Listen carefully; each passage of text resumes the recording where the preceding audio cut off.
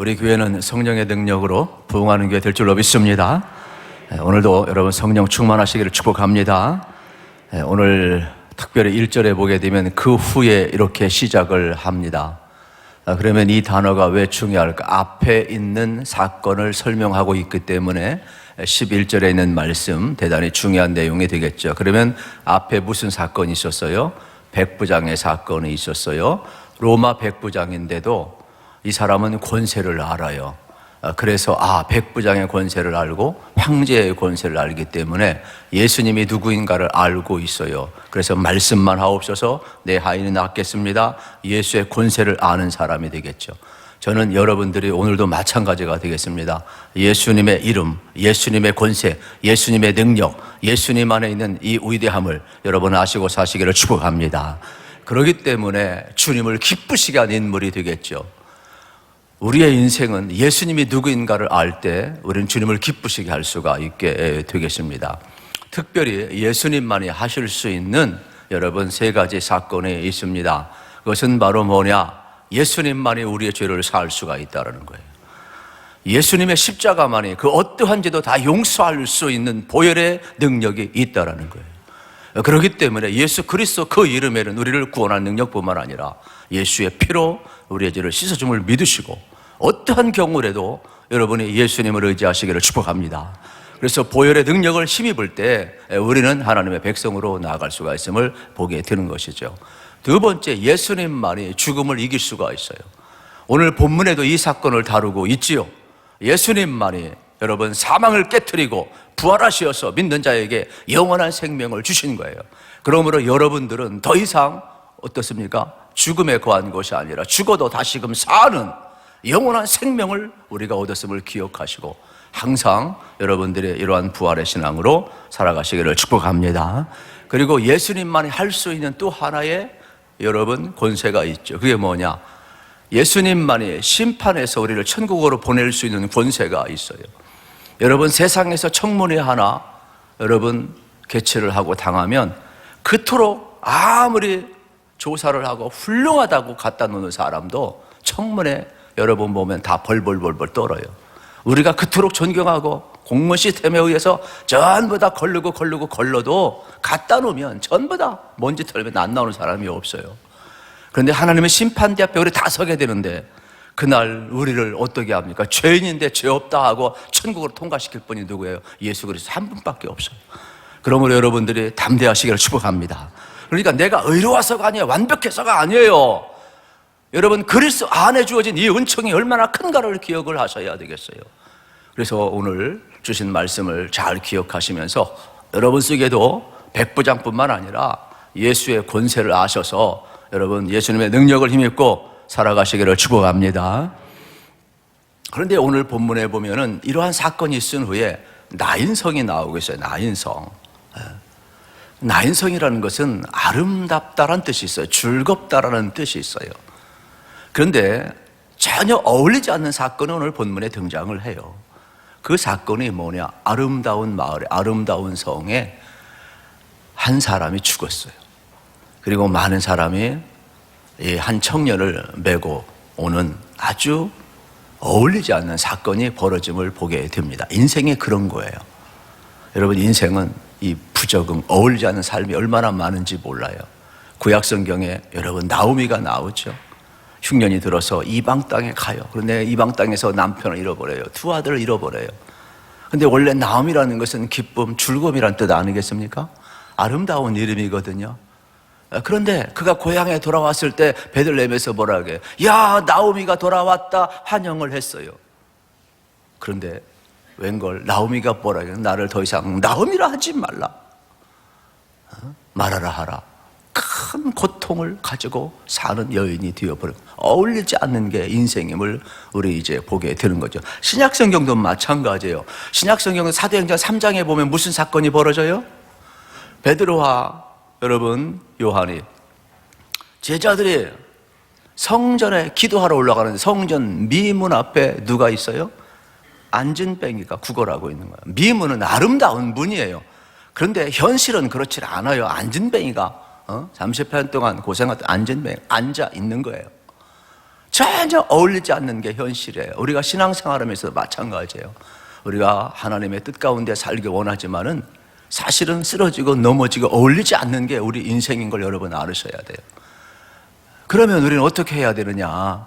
오늘 본문 속에서 우리에게 들려주는 내용이 여러분 얼마나 소중한가를 알 필요가 있어요. 우리는 어울리지 않는 장면을 지금 보게 되는 겁니다. 실질적으로 여러분 우리도 그렇잖아요. 저도 새벽마다 일어나서 아무리 노력을 해도 그게 참 잘 안 돼요. 그리고 또 가끔은 또 여러분이 사전 넥타이도 매야 되기 때문에 그걸 이렇게 하나 딱 꽂고 와야 되는데 늘 할 수도 없고 안 할 수도 없고 바쁘다 보면 그냥 눈에 띄는 거 아무거나 해요. 그러면 또 어울리지 않는 경우도 있지요. 왜냐하면 이게 매치가 돼야 되는데 아무것도 아닌데 이거 매치 하나 안 되면 되게 이게 신경 쓰이고 되게 어려워요, 여러분. 그러니까 이 부적응이라는 것은 내가 불편해. 여러분들은 헤어스타일에 관심이 많아가지고 헤어스타일에 이러니 저러니 이야기하는데 저도 불편해. 내가 나에 대해서 부적응을 하고 있는 거예요. 이게 사실 참 어렵더라고요. 사람이라는 게 완벽한 존재가 없어요. 이게 부적응이 되는 거예요. 그런데 한번 인생을 한번 생각해보. 인생이 완벽하면 좋겠지만 이게 잘 조화가 안 되는 거예요, 여러분. 여러분 뜻대로 살고 싶으면 뜻대로 됩니까? 안 되잖아요. 그렇기 때문에 부적응하는 존재이지만 적응하면서 살아가는 게 인생임을 여러분 깨달으셔야 돼요. 저는 여러분들이 하나님의 은혜를 받았으니까 좀 내가 내 모습 보아도 부적응스럽고 세상을 보아도 부적응스럽고 가정을 보아도 지금 뭐 나라를 보아도 우리가 부적응스럽지 이게 적응이 자연스럽게 됩니까? 안 되잖아요. 그러나 그럼에도 불구하고 적응하면서 살아갈 때 하나님이 새로운 길 열어줌을 믿으시기를 축복합니다. 어쩌면은 우리가 신앙생활하면서도 마찬가지가 되겠죠. 세상도 마찬가지가 되겠어요. 그래서 다른 사람은 교회에 잘 적응하는 것 같은데 나는 교회에 잘 적응을 못하는 사람이 또 있어요. 부적응자가 항상 있어요. 집에서도 마찬가지예요. 집에서도 참 적응을 잘하는 자녀가 있는 것 같은데 적응을 또 못하는 자녀가 또 있어요. 부적응자가 있어요. 자기 집인데도. 세상도 마찬가지예요. 세상도 얼마나 빠르게 변하는지.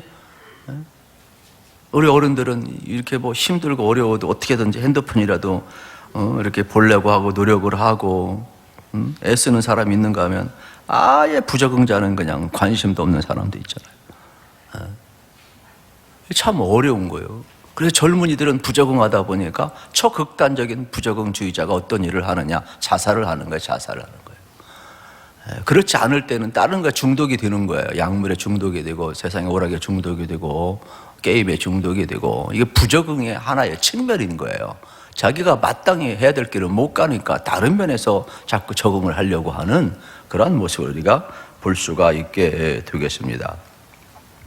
그렇다면 완전한 인간은 없음을 다시 한번 보게 되는 것입니다. 그런데 자꾸 완전해지려고 하고 자기 기준을 자꾸 정하다 보니까 되게 힘든 것임을 보게 되죠. 그래서 그 기준에 도달하지 못하면 자기가 자기를 스스로 자학해버려요. 마치 그게 정의로운 것이고 양심 있는 줄 아는데 전혀 아니고요. 그거는 자기 성격이 그런 것이지. 왜냐하면 완전한 것은 여러분 기억을 하셔야 돼요. 하나님밖에 없어요. 그러므로 저는 여러분들의 인생길 걸어가시면서 무엇인가 부족하다 느끼면 하나님의 은혜로 채우시길 축복합니다. 내가 쓰러지고 넘어져도 하나님이 붙드시니까 여기 있는 것이지 내가 뭐 서서 의로워서 여기 있는 거 아니거든요. 자기 만족을 해야 하는데 용서하고 들으십시오. 제가 볼 때는 참 되게 예뻐요. 그런데 목사님 왜? 나 이거 딱 졸업하고 이제 대학 입학하고 나서 그 사이에 나 이거 수술하고 싶어요 그러더라고요. 제가 볼 때는 그렇게 이쁠 수가 없어요. 제 눈도 보통 눈은 아니거든요. 그런데 이거 좀 올리고 싶어요. 다른 건 다 좋은데 이게 좀 낮아요. 그래가지고 그래서 그거 참 애매하더라고. 부모님도 설득을 하고 나도 설득을 하고 그렇게 사람이 그래요. 성형수술에 한번 중독 걸리면 끝이 없다고 그러잖아요. 요거 고치면 또 요거 고치고, 요거 고치면 뭐 요거 고치면 또 다 이렇게 올려가야 되고. 저보고도 이거 하는 사람이 있어, 저보고도. 그래서 곧 기도하고 있는데 가능하면 안 하고 싶어요. 저는 그냥 이대로 살다가 죽고 싶은데 사람이 만족이 없다라는 거예요, 제가 보니까. 문제는 세상에는 절대적인 것이 존재하지 않는다라는 거예요. 결국에는 부적응에 시달리면서 살아갈 수밖에 없음을 발견하게 되는 것입니다. 그래서 저는 여러분들이 자유하기를 원하면 절대자, 완전하신 하나님을 만나시고 하나님을 바라보시고, 그래서 시편 23편처럼 여호와는 나의 목자시니 내게 부족함이 없다고 선포하시기를 축복합니다. 여전히 나는 부족해요. 그러나 여호와가 나의 목자이기 때문에 부족함이 없다고 선포하고 살아가면 하나님의 목자이기 때문에 나를 쉬게 하시고 안전케 하시고 평안케 하시고 눕게 하시고. 그래서 선포하셔요. 따라서 합시다. 여호와는 나의 목자이십니다. 하나님을 목자로 삼지 않는 한 인생은 목마른 거예요. 완벽함은 없어요. 그분만이 내게 만족을 주실 수 있기 때문에 그런 것이에요. 우리는 믿으셔야 돼요. 하나님께서 우리를 어떻게 이 땅에 보내셨는가? 여러분들은 반드시 예수의 이름으로 승리하게 보내셨어요.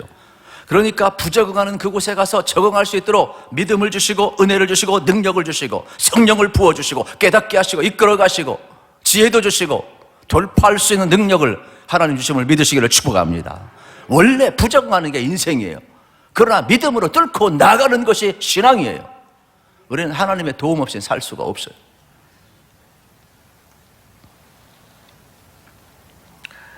오늘 많은 사람들이 부적응해서 자기 자리를 떠나고 세상을 떠나려고 하는데, 우리 그리스도인들이 만약에 그곳에 부적응을 하고 여러분들이 좀 잘못되어 생각한다면, 여러분 거룩한 불만족을 가지셔서 내가 바뀌고 그것을 바꿔가는 하나님의 사람으로 쓰임받으시기를 축복합니다.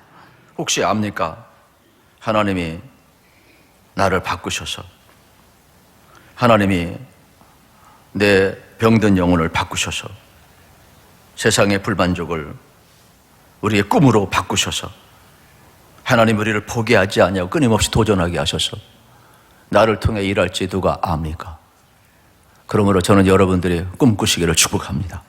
특별히 새해에 하나님의 꿈이 여러분의 꿈이 되기를 축복합니다. 그래서 너무 부적응한 그곳에서 너무 여러분 이탈하려고 하지 마시고 잘 적응하시고 끝까지 남는 자가 되시고 끝까지 하나님을 붙들려 쓰임 받으시기를 축복합니다. 오늘 본문이 이러한 내용을 이야기해 주고 있어요. 12절을 혹시 화면에 띄울 수 있으면 우리 같이 한번 봤으면 좋겠습니다. 시작. 성문에 가까이 이르실 때에 사람들이 한 죽은 자를 메고 나오니 이는 한 어머니의 독자여 그의 어머니는 과부라. 그 성에 많은 사람도 그와 함께 나오거늘. 아멘. 여러분, 여기 한 사람 죽었어요. 많은 사람들이 메고 오고 있어요.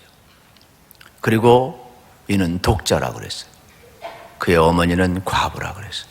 기가 막힌 사건 아닙니까? 그 당시 홀로 사는 연인은 경제력이 없어요. 그래서 계대 결혼이 있었고, 여러분 끊임없이 약자 보호법이 있었어요. 가장 힘든 사람이 누구냐? 고아, 과부, 나그네였어요. 이들은 약자 보호법에 의해서 항상 보호를 받아야 됐어요. 근데 이 여인에게는 여러분 자기를 보호해줄 남편도 없지만은 그래도 하나의 희망이 있는데 그게 누가? 외아들이에요. 외아들이 커서 자기를 돌볼 줄 누가 알겠어요. 그런데 그 아들마다 죽어버렸어요. 그것도 외아들. 누구 생각나요? 예수님 생각나죠. 하나님 생각나죠. 성경은 뭘 이야기하고 이걸 이야기하고 싶은 거예요. 단순히 나인성 과부를 이야기하고 싶은 게 아니에요. 주님이 이 심정을 그대로 드러내고 있음을 저는 경험을 했어요. 이 말씀을 묵상하고 준비하면서 이게 주님과 오버랩되더라고요. 14절을 같이 한번 읽어보겠습니다. 14절 같이 시작. 가까이 가서 그 관에 손을 대시니 맨 자들이 서는지라. 예수께서 이르시되 청년아 내가 네게 말하니 일어나라 하시매. 아멘. 참 놀라운 일이 벌어지고 있지 않습니까? 예수님이 막으셔요. 관에 손을 대셔요. 그리고 말씀하셔요. 청년아 일어나라 말씀하고 살려내는 장면을 이제 보게 됩니다. 그런데 더 재미난 것은 뭐냐면 11절과 12절 하반절을 제가 비교하면서 보면 이래요. 11절에 보면 예수님이 나인성으로 가실 때 제자와 많은 무리가 동행했다고 했어요. 한마디로 예수님을 따라갔다. 제자와 많은 무리가 동행했다. 누구를 따라갔어요? 예수님을 따라갔어요. 그런데 12절 하반절에 보면 사람들이 죽은 자를 메고 나왔다 그랬어요. 많은 사람들이 그와 함께 나왔다. 지금 두 행진이 벌어지고 있어요. 예수님을 따라가는 생명의 행진이 보여지고 있고 죽은 상여를 메고 죽은 자를 따라가는 두 행진이 보여지고 있어요. 인생이 이래요. 인생이 정말로 예수를 따라가는 인생이 있는가 하면 죽음을 따라가는 인생이 있어요. 세상의 흐름도 항상 두 흐름밖에 없어요. 저는 예수님을 따라가는 생명 행진에 여러분이 항상 함께 하시기를 축복합니다. 이 사건과 유사한 사건이 하나 있는데 누가복음 9장 59절 60절에 보면은 예수님을 따르다가 한 사람이 이렇게 이야기해요. 예수님 나로 집에 가서 아버지를 장사하고 오게 해달라고 이야기를 합니다. 그때 예수님 뭐라고 이야기하니까 너는 나를 따르라. 죽은 자는 죽은 자라고 하면 장사하고 따르라 이야기하는 장면을 보게 되는 것입니다. 이 말씀은 영적으로 죽어 있는 사람을 말하는 거예요. 너는 내 영이 살았으면 나를 따르라는 거예요. 여러분 오늘 우리도 이 땅을 살아가면서 마찬가지가 되겠죠. 영적으로 죽은 사람들, 육신이 죽은 사람들을 장사하게 하라는 거예요. 너의 영혼이 살아있으니까 이제는 너는 죽음을 따라가지 않은 인생, 생명을 따라가는 인생이더라고 이야기하면 나를 따르라고 예수님이 지금 말씀하고 있어요. 그런데 우리의 현실은 어떻습니까? 우리가 가족 죽었으면 장례식을 치러야 되는 것이죠. 따라가야죠. 이게 우리의 현실이에요.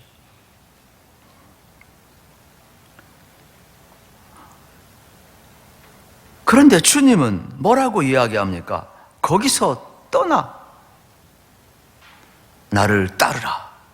세상의 방식은 네가 지금 하는 방식이 정상이지만은 이 흐름을 바꾸고 싶다면 나를 따르라는 거예요. 우리는 이런 경우가 되게 많아요. 나는 어릴 때 부모님으로부터 상처받고 어려운 가정에서 태어나서 나는 어쩔 수 없이 이렇게 살 수밖에 없고 이러한 인품과 기질과 성품을 가졌습니다. 예수님 뭐라고 이야기합니까? 어쩔 수 없이가 아니라 내 환경을 합리화시키지 말고 그 상처에서 떠나 이제 너는 나를 따르라 이러한 말이에요. 너는 지금 살아있지 않느냐? 내 상처가 과거 너를 죽이게 했지만 지금도 너를 죽여서는 안 된다라는 거예요. 벗어나서 이제는 환경 탓하지 말고 상처 탓하지 말고 남 탓하지 말고 너는 나를 따르라 예수님이 말씀하는 장면을 보게 되는 거예요. 신앙생활도 똑같은 거예요.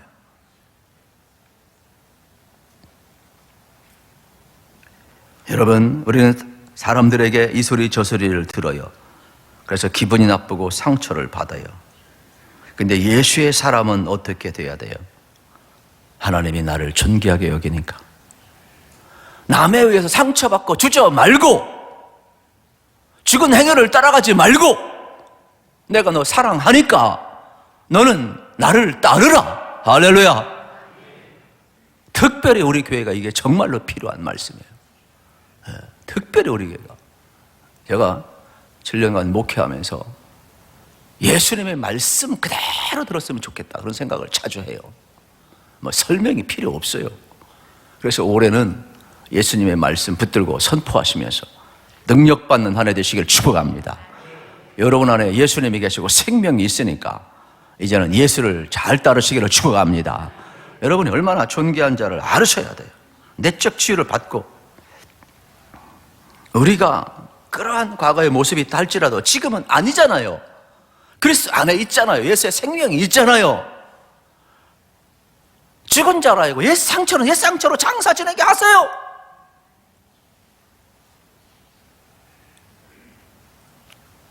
그래서 더 이상 우리가 죽은 행렬을 따라가는 것이 아니라 예수의 행렬을 따라가는 살아있는 자, 진정한 그리스도인 제자로 살아가시기를 축복합니다. 새해는 그래서 주어진 거예요. 또다시 하나님께서 한 번 더 기회 주는 거예요. 혹시 압니까? 우리가 열매 맺을지. 이미 심판받아서 정리해야 돼요. 땔감으로 들어가야 될 우리 존재들이에요.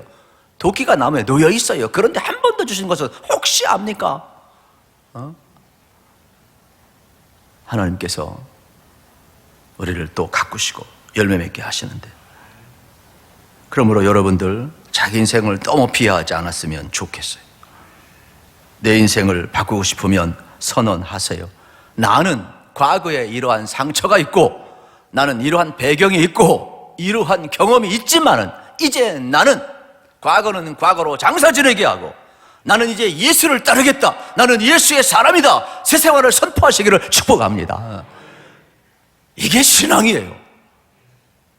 과감히 선포하세요. 여러분, 하나님 말씀은 힘이 있고, 여러분의 기도는 능력이 있고, 선포하면 이루실 분은 우리 하나님인 줄로 믿으시기를 축복합니다. 우리가 주님을 따르지 않고는 사망과 어둠과 죄악과 저주와 절망으로부터 벗어날 방법이 없기 때문에 그렇습니다. 나를 바꿀 수 있는 힘 예수밖에 없어요. 세상을 거슬러 올라가시는 힘 예수밖에 없어요. 나의 죄악과 나의 상처 견과전을 파할 수 있는 것은 예수밖에 없어요. 그러므로 선언하세요. 예수의 능력을. 할렐루야. 여러분이 얼마나 귀한가 좀 제발 알았으면 좋겠어요. 지금 예수님의 행렬과 장래 행렬이 만나고 있어요. 생명의 기운과 죽음의 기운이 만나고 있어요. 그런데 예수님은 그냥 지나치지 않아요. 중요한 말씀 13절에 되겠죠. 같이 읽겠습니다. 시작. 주께서 과부를 보시고 불쌍히 여기사 울지 말라 하시고.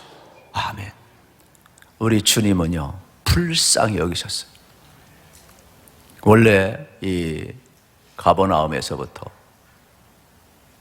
여러분 나인성까지는요, 최소한 한 40km가 넘어요. 실질적으로 이 길은 걸어가는데 많이 걸립니다. 여러분 40km 우습게 여기면 안 돼. 하루 종일 걸어가도 될까 말까요? 그리고 발이 얼마나 부르트는지 몰라요. 그 당시 예수님이 가야 될 이유가 없어요. 나인성까지. 이 여인을 불쌍히 여기시고 이 청년을 살리기 위해서 예수님이 여기까지 여러분 신방 가고 있어요. 방향을 바꾸고 있어요. 그 외에는 성경에 어떠한 목적도 기록되질 않아요. 가야 될 이유가 없어요. 그리고 통곡하는 이 여인을 불쌍히 여기시는 장면, 스플랑크 리주마의 가장 중요한 단어. 불쌍히 여기는 것은 딴 것이 아니죠.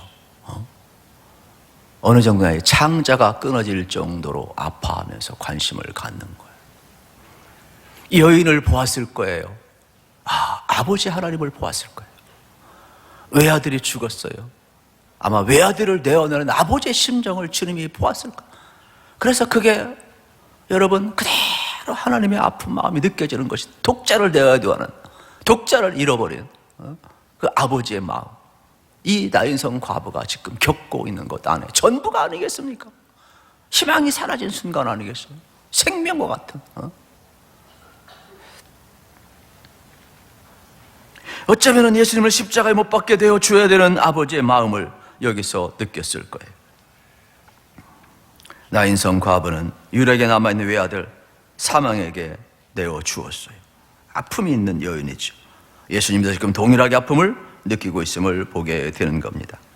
우리도 마찬가지가 되겠습니다. 이 땅을 살아가면서 여러분 아파하는 자들 바라보실 때마다 이러한 긍휼의 마음 가지시기를 축복합니다. 우리 그리스도인들이 이 스플랑크 리조마이가 필요해요. 긍휼의 마음. 우리가 전도하다 보면 그런 경우가 되게 많아요. 나 같은 사람이 뭐 예수 믿을 수 있나요? 나 같은 사람이 교회 다닐 수 있나요? 나같이 이기적으로 산 사람이 천국 갈 수 있나요? 그런데요, 주님은 뭐라고 그래요? 천국 갈 수 있대요.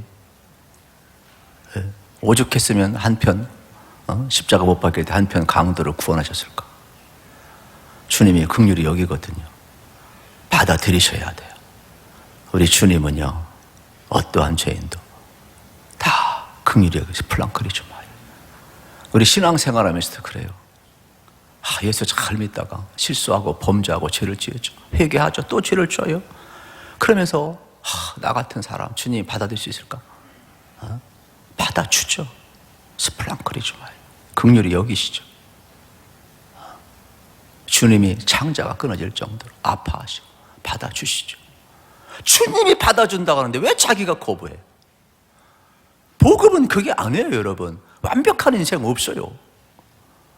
저는 여러분의 인생길 걸어가면서 주님이 여러분의 긍휼히 여기심을 기억하시고 언제나 주님 바라보시고 언제나 주님 의지하시기를 축복합니다. 그리고 여러분들에게 주님의 마음이 있으면 남을 긍휼히 여길 줄 알아야 돼요. 그래서 중보기도 할 수 있는 것이고 전도도 할 수 있는 것이고 사랑도 할 수 있는 것 아니겠어요? 이 긍휼의 마음이 있어요. 긍휼의 마음. 이것이 예수님의 마음이고 한 영혼을 향한 뜨거운 사랑임을 우리는 발견하게 되는 겁니다. 원래 하늘과 땅은 어울리질 않아요. 완벽한 하나님과 불완전한 인간은 어울리질 않아요. 죄가 많은 인간과 죄 없는 예수님은 어울리지 않아요. 다만 어울릴 수 있는 것은 스플랑크리즈마예요. 하나님이 긍휼히 여기셔서 하나님이 은혜를 베푸셔서 지금 이 나인성 과부의 죽음의 행렬은 어느 누구도 막을 수 없고 인간이 가야 될 길이에요. 근데 예수님이 오셔서 막아서시고 예수님이 오셔서 살려내고 있단 말이에요.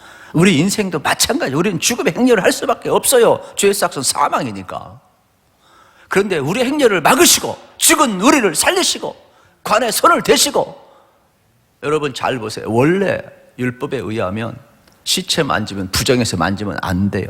근데 하나님이 인간의 몸을 입고 오셔서 죄인된 우리의 손을 대시고 관은 원래 만지 않아요. 여러분 오늘날도 행렬을 할 때 목사 외에는 관 만지는 사람 없어요. 여러분 운구위원들도 옆에 있는 줄을 만지지 누가 관을 만집니까?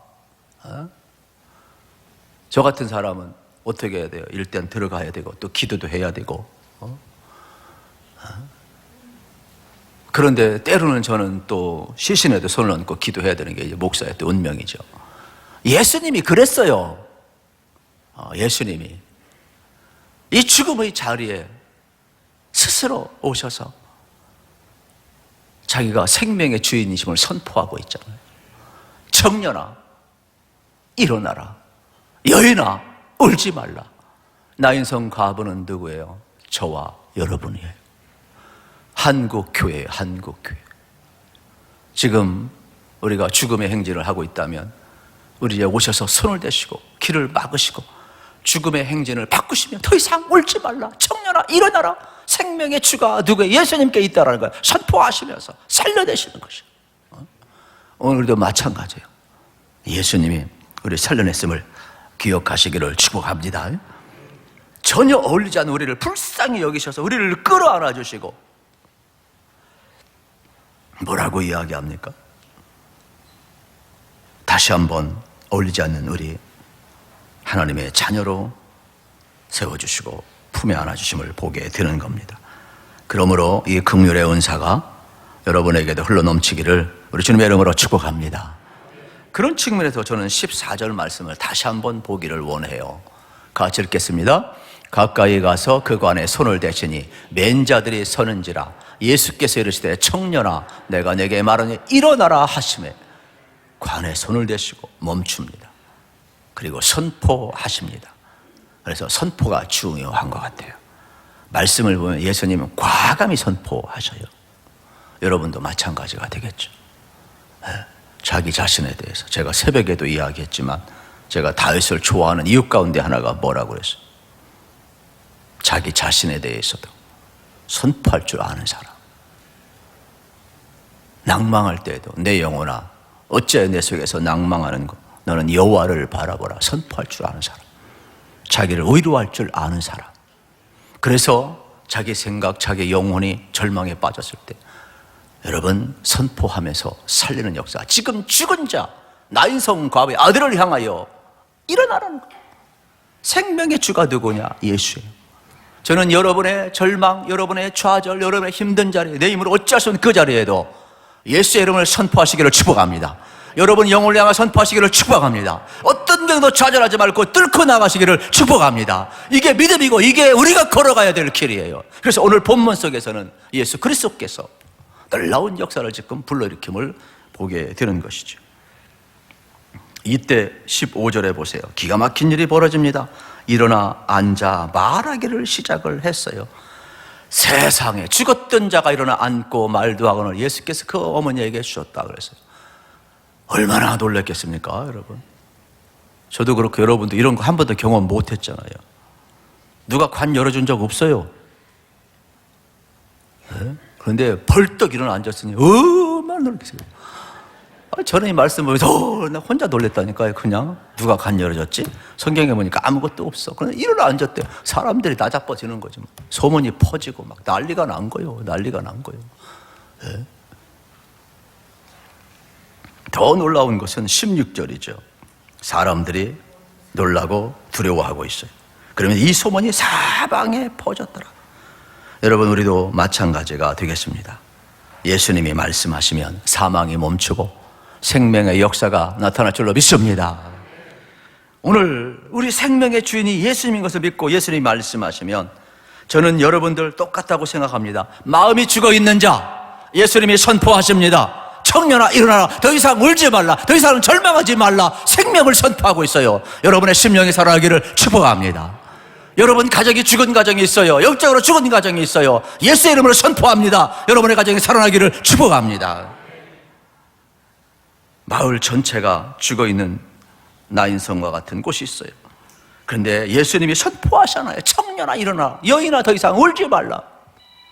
우리는 과감히 예수의 이름을 선포하게 될 때에 오늘도 우리의 삶의 자리는 일어나는 역사가 나타남을 믿으시기를 축복합니다.